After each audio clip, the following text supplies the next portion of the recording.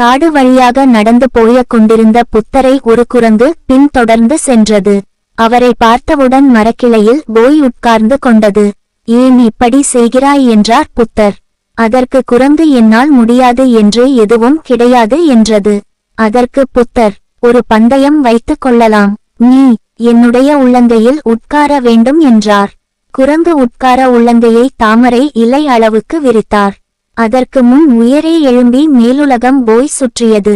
அங்கே இளம் சிவப்பில் 5 பளிங்கு தூண்கள் இருந்தன.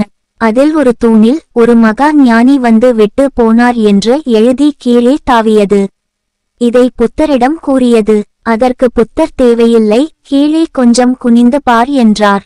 அங்கே புத்தரின் உள்ளங்கை தெரிந்தது. அவரின் ஒரு விரலில் அது எழுதிய வாசகம் இருந்தது. அப்படி என்றால் வானத்தில் நான் பார்த்தது புத்தரின் விரல்களா என திகைத்து அதை புரிந்து கொண்டதும் அதன்